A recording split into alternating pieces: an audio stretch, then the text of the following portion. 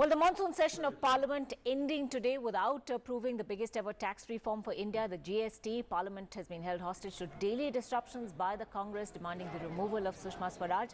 So what next? Well, the Prime Minister has the option of calling a special sitting of Parliament to pass the bill before the next scheduled session in winter. However, that would be pointless unless the Congress agreed to a debate and a vote on the bill. मेरे पिता के बारे में ये 30 सालों से ये कर रहे हैं.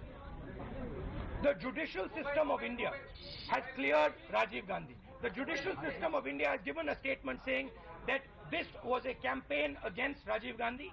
There is nothing in this. I'm here to defend the freedom of the people in this country. I'm here to defend this country from the RSS. I'm here to defend the country from Mr. Narendra Modi.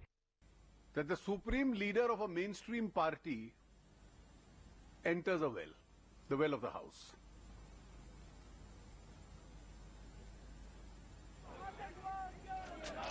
और राहुल गांधी जी के संबंध में मैं क्या कहूं? Parliamentary speech में और नारे में अंतर क्या होता है, वो डिस्टिंक्शन भी अब नहीं रही.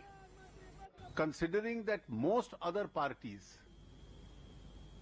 were supporting the GST, the left parties had filed a notional vote of dissent on one issue, but they have been the loudest supporters of the GST and have voted for the GST even in the Lok Sabha. So considering the numbers even for a two-third majority in the Rajya Sabha were loaded against the Congress. Dekho, don't expect me to reveal the entire strategy at this stage.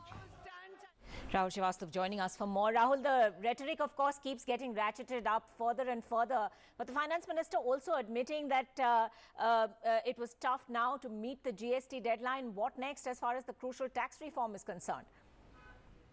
Ankita, if the government had to keep the deadline for rollout of GST, that is April 2016, the government should have passed the bill not today but yesterday. Primarily, the crisis for the government is that subsequent legislations have to be cleared and infrastructure has to be put in place and the entire matrix has to be linked. For all that, it's already too late. And that is why somewhere what we can say that beyond the rhetoric, beyond the noise and din, somewhere, if you heard Mr. Jaitley, he was also saying that there is some strategy which the government is following. Perhaps the first part of it is that the two houses of Parliament, Rajya Sabha and Lok Sabha, have been adjourned sine die. Now, when a house is adjourned sine die, it means that the stipulated period for which the President of India had summoned a house, that has come to an end, but the session is not over, means it has not been prorogued. Now, the Cabinet Committee on Parliamentary Affairs met today morning, and in that meeting, no decision was taken on the fact when will the government be recommending to the President to prorogue the houses. Means the government has a window of opportunity still available to go ahead and call a special session or go and call a 2-day session or a 4-day session, especially in the name of GST. Now, it is a tactical element that if a session is called, which is a general session, all other elements can be brought in, all other issues can be raised and talked about.